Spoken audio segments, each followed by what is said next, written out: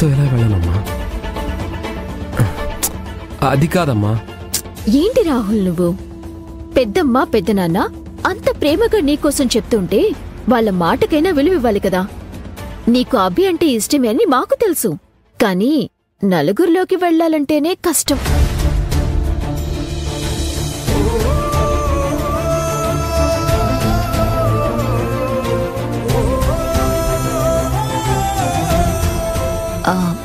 కానీ అన్ని అలవాటు చేసుకోవాలి రాహుల్.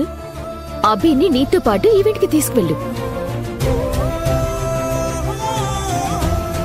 ఇప్పుడు నువ్వు నీ ప్రేమ విషయం పెద్దమ్మకి చెప్పినా ఆ అమ్మాయి ఎవరు ఏంటి అని అడిగితే ఎవరిని చూపిస్తావు?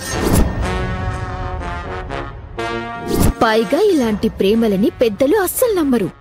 సో నువ్వు ముందు ఆ అమ్మాయి ఎవరో తెలుసుకో.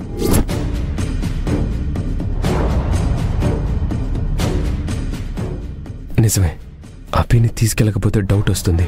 నా ప్రేమ గురించి చెప్పాలంటే ఆ అమ్మాయి ఎవరో తెలీదు. అక్క చెప్పినట్లు అమ్మా నాన్నని బాధ పెట్టకూడదు. సరే అక్క, తీసుకెళ్తాను.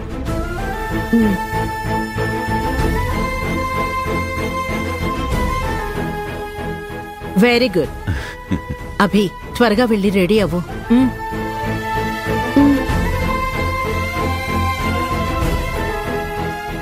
బావుందత్తయ్య. మీకెంతసేపు చిన్న కొడుకు చిన్న కోడలే తప్ప పెద్ద కొడుకు పెద్ద కోడలు కనిపించరా? ఏమైందమ్మా లలిత? నాది మీ అబ్బాయిది కూడా లవ్ మ్యారేజే కదా. మరి మమ్మల్ని కూడా ఈవెంట్కి పంపించాలి కదా, ఎందుకు పంపించట్లేదు? అది నేను ప్లాన్ చేసింది కాదు కదా లలిత, మా ఫ్రెండ్ ప్లాన్ చేసింది. ఏమండి చెప్పండి మీరైనా. అవునమ్మా, అక్కడికి మీ ఇద్దరి కోసం కూడా టికెట్స్